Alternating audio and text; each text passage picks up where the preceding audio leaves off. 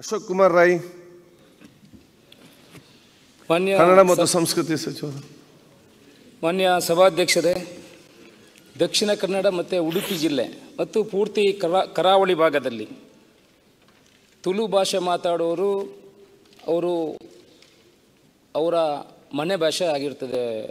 ಸಭಾಧ್ಯಕ್ಷರೇ, ಎಲ್ಲ ಜಾತಿ ಧರ್ಮದವರು ಕೂಡ ಈ ಭಾಗದಲ್ಲಿ ತುಳು ಮಾತಾಡ್ತಾರೆ. ಸಭಾಧ್ಯಕ್ಷರೇ, ಸುಮಾರು 1 ಕೋಟಿಯಿಂದ ಮೇಲ್ಪಟ್ಟು ಜನ ತುಳು ಭಾಷೆ ಮಾತಾಡೋರಿದ್ದಾರೆ. ಸಭಾಧ್ಯಕ್ಷರೇ,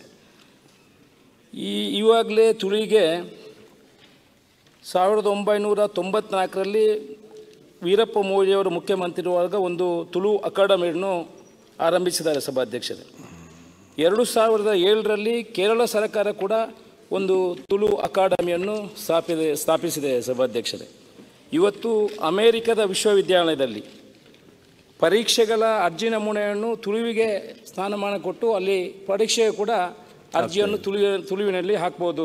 ಸಭಾಧ್ಯಕ್ಷರೇ, ಅಮೇರಿಕದ ವಿಶ್ವವಿದ್ಯಾಲಯದಲ್ಲಿ CRE ಮತ್ತು TOEFL ಪರೀಕ್ಷೆ ಸಲ್ಲಿಸುವ ಅರ್ಜಿಯ ನಮೂನೆಯನ್ನು ಒಟ್ಟು 133 ಜಾಗತಿಕ ಭಾಷೆಗಳಲ್ಲಿ ಕೋಡ್ಗಳಲ್ಲಿ ಕೊಡಲಾಗಿದೆ.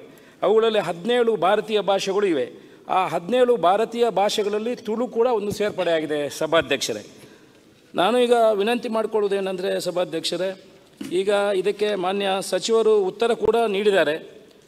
12/1/2023ರಲ್ಲಿ ಡಾಕ್ಟರ್ ಮೋಹನ್ ಆಳ್ವ ಅವರ ಅಧ್ಯಕ್ಷತೆಯಲ್ಲಿ ರಚಿಸಲಾಗಿರುವ ಸಮಿತಿಯ ಶಿಫಾರಸು ವರದಿಯನ್ನು ದಿನಾಂಕ 14/2/23ರಂದು ಸಲ್ಲಿಸಿರುತ್ತಾರೆ. ಓಕೆ, ನನ್ನ ಮನವಿ ಏನಂತ ಹೇಳಿದೆ ಸಭಾಧ್ಯಕ್ಷರೇ, ಈ ತುಳು ಭಾಷೆಯನ್ನು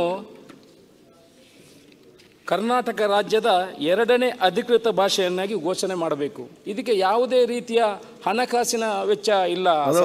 ಮಂತ್ರಿ ಹೇಳ್ತಾರೆ. ಸಭಾಧ್ಯಕ್ಷ, ಒಂದು ನಿಮಿಷ ಕೊಡಿ ಸಭಾಧ್ಯಕ್ಷ, ನನ್ನ ಪ್ರಶ್ನೆಯನ್ನು, ನನ್ನ ವಿಚಾರವನ್ನು ಗಮನಕ್ಕೆ ತರ್ತೀನಿ. ಅಧ್ಯಕ್ಷ, ನೀವು ಕೂಡ ಎಲ್ಲ ವಿಚಾರ ಅಂತ ಹೇಳಿದ್ರೆ ಮಂತ್ರಿ ಉತ್ತರ ಕೊಡ್ಲಿ, ಮತ್ತೆ ಸಬ್ ಕ್ವಶನ್ ನೀವು ಕೇಳಿ ಏನಿದ್ರೆ ಸಭೆತ ಗುರಿಕರ್ರೆ ನಮ್ಮ ಪೂರ ಕುಡ್ಲಾದ ಹಂಚಿರದ ಬರ್ಪಣಾಗ್ಲಿ ಯಾನ್ ಲವೆ ಪಂಪನಿ ಈ ಕೇಂದ್ರ ವಿಷಯ ಪೂರ ಕೇಂದ್ರ ಮಂತ್ರಿ ಉತ್ತರ ಕೊಡ್ತೇವೆ.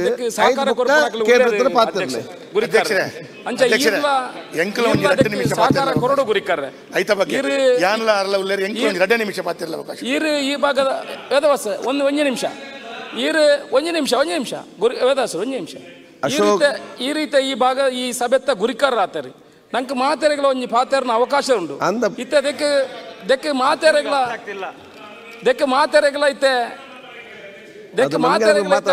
ಬೇತೆ ಇಲಾಖೆಗೆ NOCಗೆ ಬರುತ್ತೆ ಗುರಿಕಾರ್ರೆ ಅಕ್ಲ NOC ಕೊರಿ ಬೆಟ್ಟಿಗೆ ಒಂಜಿ ಮಲ್ತಿಂದಾಂಡ ನಂಗೆ ದುಂಬು ಮುಲ್ಪಲ್ಲ ಪಾತಿರುಳಿ ಅಲ್ಲ. ನಾನು ಏನು ಹೇಳಿದ್ದೇನೆ ಅಂತ ಹೇಳಿದ್ರೆ, ಮಂತ್ರಿಗಳೇ ಒಂದ್ ನಿಮಿಷ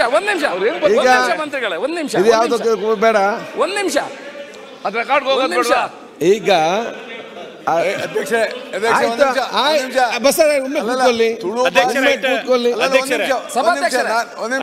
ತುಳು ಭಾಷೆ ಮಾತಾಡೋದಕ್ಕೆ ನಂದೇನು ವಿರೋಧ ಇಲ್ಲ. It is not in the constitution schedule. ಆಯ್ತು, ಅವ್ರು ಬರ್ಕೊಳಕ್ ಆಗಲ್ಲ ಮತ್ತು ಇದು ಅಧಿಕೃತ ಭಾಷೆ ಅಲ್ಲ. ಆಯ್ತು ಸಭಾಧ್ಯಕ್ಷರೇ, ಆಯ್ತು ಹೇಳಿದ್ರಲ್ಲ ಕೂತ್ಕೊಳ್ಳಿ. ಆಯ್ತು ಹೇಳಿದ್ರಲ್ಲ. ಈಗ ಅಶೋಕ್ ಪಂಪೇರಿತ್ತೆ ಇತರ ಕನ್ನಡ ಪಾತಿರ್ಲಿ ಅಕ್ಲೆಗೆ ಮೂಲ ಬರ ಹೇಳಿ, ಕನ್ನಡದಲ್ಲಿ ಹೇಳಿ. ಸಭಾಧ್ಯಕ್ಷರೇ, ಒಂದು ನಿಮಿಷ, ನಾನು ಕನ್ನಡದಲ್ಲಿ ಮಾತಾಡಿ. ಒಂದೇ ನಿಮಿಷದಲ್ಲಿ ಮುಗಿಸ್ತೇನೆ. ಈ ಭಾಷೆಯನ್ನು ಕನ್ನಡ ತುಳು ಭಾಷೆಯನ್ನು 2ನೇ ಅಧಿಕೃತ ಭಾಷೆಯಾಗಿ ಸೇರ್ಪಡೆ ಮಾಡಿಕೊಂಡ್ರೆ ನಾವು ಮುಂದಿನ ದಿವಸದಲ್ಲಿ ಇವರು ಮಾತಾಡಬೇಡ ಅಂತೇಳಿ ನಮಗೆ ಮಾತಾಡುವ ಅವಕಾಶ ಸಿಗ್ತದೆ.